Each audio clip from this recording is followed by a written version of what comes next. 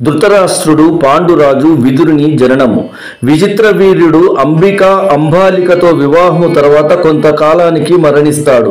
విచిత్ర వీర్యుని తల్లి సత్యవతి తన వంశము నశించిపోకుండా ఉండడానికి వ్యాసుని పిలిపిస్తుంది. అసలు ఈ వ్యాసుడు ఎవరంటే సత్యవతి వివాహము శంతన మహారాజుతో కాకముందు పరాశర్ అనే ఋషితో సత్యవతికి జన్మించిన బిడ్డ. సత్యవతి తన ఇద్దరు కోడళ్లను వ్యాసునితో నియోగబంధముతో కలుపుతుంది. ఈ ప్రకారము అంబిక వ్యాసుని వద్దకు వెళుతుంది. అప్పుడు వ్యాసుని తేజస్సు శక్తి చూడలేక కళ్ళు మూసుకుంటుంది. ఈ విధంగా కండ్లు మూసుకోవడం వలన గుడ్డివాడైన ధృతరాష్ట్రుడు జన్మిస్తాడు.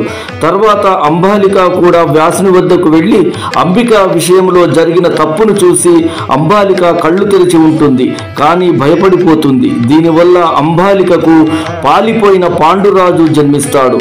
ఆ తర్వాత దాసి అయిన పరిశ్రామను పంపుతారు. ఆమె మాత్రం వ్యాసుని వద్దకు వెళ్ళినప్పుడు భక్తి వినయములతో ప్రవర్తిస్తుంది. వీరికి కలిగిన కుమారుడే విదురుడు. Viewers, like, share, follow our channel.